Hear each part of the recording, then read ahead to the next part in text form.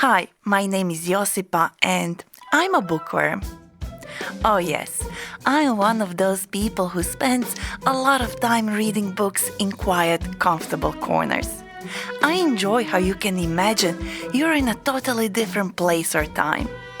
My love for books started very early. Actually, if you were to ask my mom what I used to do in my childhood, she would straight away say, Growing up, Josipa always had her nose in books. I think you can imagine what this means. If your nose is that close to the book, you are reading with very strong interest. And how about you? Are you a bookworm like me? Or do you have your nose in books only occasionally? Reading is not only enjoyable, but also a helpful way to improve our language skills. When we read, we discover new words, understand grammar better. So picture this. Alan and Claire are sitting across from each other in a cozy corner of a coffee shop. They sip their hot drinks, enjoying the inviting aroma of freshly ground coffee that fills the air. Soft sunlight enters through the window, warming the room. Oh look, Alan is holding a book in his hand. So, have you read it yet? I tore through it in a day. I couldn't put it down. Me too. I stayed up all night reading it. It's such a page-turner. Starting a conversation about books and reading is a great way to connect with people. I've met so many friends by asking people about books. And it's simple to start a conversation. You could try asking a question like, Have you read any good books lately? or Are you reading anything interesting at the moment? Or you could use the question we heard Alan say at the start of the dialogue when he said, Have you read this book yet? when we use the word yet at the end of the sentence, we are also saying that we expect that whatever we are talking about will eventually happen in the future. And Claire said, I tore through it in a day. I couldn't put it down. I tore through it in a day is something we say when we have read a book very quickly, usually because it was so interesting that we just couldn't stop. Or, as Claire says, I couldn't put it down. Oh, I stayed up all night reading it. It's such a page-turner. a page turner is a book that is so interesting that the reader really wants to know what happens next. A page turner usually has a very exciting plot that keeps you guessing so that you never know what is going to happen next. And do you know what a plot is? A plot is the sequence of events and actions that make up the storyline of a book or film. Let's say that Claire has just tried to read a book, but she didn't like it because the plot wasn't very interesting. So she could say, I couldn't get into it. that means that she just could not get interested enough in the plot or the characters. Now, let's say that Alan was trying to read a book with a plot that was so boring that he just couldn't get into it. He could not become interested in it.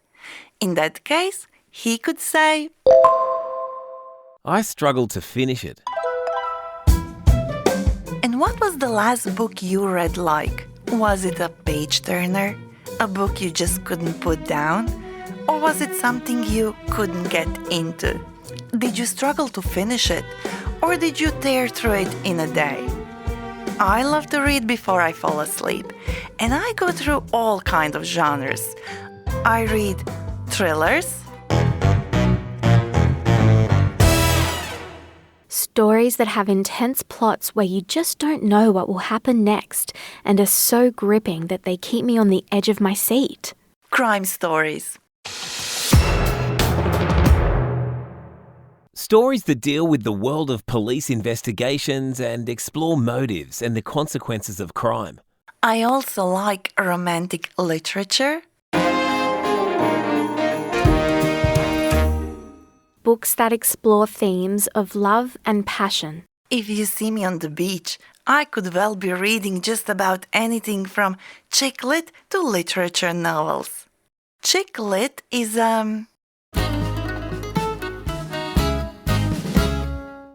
genre of literature set in modern times that follows the experiences of female main characters as they live, love, and develop in a light-hearted way. Fiction books that value artistic expression we call literature novels. They usually explore complex ideas and the depths of human experience as well as telling a story.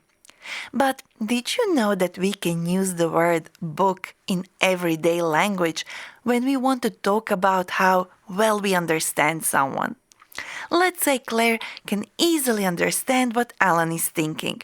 She could say, He's an open book. on the other hand, if Alan finds it difficult to understand what Claire is thinking, he could say, Claire's like a closed book. I never know what she's thinking. We can also use the word book when we want to offer an opinion on something. For example, we could say, In my book, a cozy blanket, hot chocolate, and nice company make for a perfect evening. I agree with Claire. That sounds like a perfect way to spend an evening. But let's go back to talking about reading. Alan stopped by Claire's house to return a book he borrowed. I stopped reading it halfway through. It felt like nothing significant was happening. Oh no! I know it's a slow burn, but keep trying. Sometimes the best things are worth the wait. All right, I'll try to pick it up again. Can you give me a hint on what to expect without giving away any spoilers? This has happened to all of us. Sometimes, like Alan, we try to read a book that we just can't finish. I stopped reading it halfway through. But Claire thinks that sometimes the best things are worth the wait. So she said, I know it's a slow burn, but keep trying. if a book is a slow burn, its story takes its time to develop, slowly becoming more interesting as you read further, even though it might need some patience at the beginning. All right, I'll try to pick it up again. Can you give me a hint on what to expect without giving away any spoilers? If you try to pick up a book again, you are making an effort to start reading it again. You're basically giving the book a second chance. And do you know what spoilers are? Spoilers are information or details that reveal important plot points or surprises in a book, movie, or TV show, potentially spoiling the experience for someone who hasn't seen or read it yet. When I first started reading novels in English, there were books that I gave up on because the vocabulary was too difficult and I couldn't follow the plot. Now, that's not the case for me anymore. I found that the more I read in English, the easier it became. But still, sometimes I just want to enjoy a book that is written in my mother tongue. So, I invited Shauna Miller from State Library, New South Wales. Shauna, welcome to the Learn English podcast. Thank you for having me. Is it true that we can find books in languages other than English in our local libraries? Yes, you can. Most public libraries have collections. They're basically for the communities in their local government area. So if there's a big community of Arabic speakers, Vietnamese, Croatian, libraries generally cater for their local communities. If, however, you're a Russian speaker living in Fairfield and there isn't a collection there for you, you can then come request books from the State Library, and we loan boxes of books at a time, not just one or two, but an entire box of books. It's free service. We will send it out to Fairfield Library where you are, and you go into the library and borrow it from them. I know that libraries have a lot of books for learning English, but are there any other services that can support our language learning journey? Oh, definitely. Prior to coming on to do this podcast, I actually contacted some of the public libraries and I was overwhelmed with the type of programs they have for people learning English. There are bilingual story times, there are let's chat sessions, there's conversation classes, There's English conversation classes at an elementary level through to a more advanced level. Most libraries have a program for people to learn languages, but once again, I would recommend that you contact your local library to see what programs that they can offer you. And all these services are for free? Oh, definitely, yes. And libraries really want people to come in. They spend a lot of time and effort putting these programs together, and they really want as many people as possible to take part. So if you do nothing else, please visit your local library. They're there for you and they love to help. Thank you, Shona. Thank you so much. Okay. It's time for practice. See if you remember the meaning before hearing the answer. What does it mean to have your nose in a book?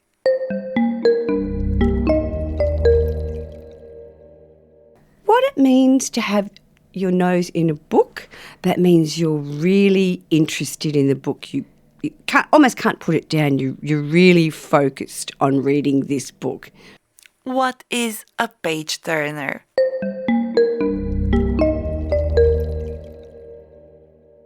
Oh, a page turner. That's a book that's really, really interesting. You want to get to the end. You want to see what happens. It's so good that it's 2:00 in the morning. You should be asleep, but you're still reading. This is my favorite part. Let's practice by repeating after Alan and Claire. First, the phrases to talk about reading a book and enjoying it. I tore through this book in a day. I couldn't put it down. I stayed up all night reading. It's such a page turner. And when we didn't enjoy the book, we can say, I couldn't get into it. I stopped reading it halfway through. and if we want to start a conversation with someone about reading books, we could ask, Have you read any good books lately? Are you reading anything interesting at the moment?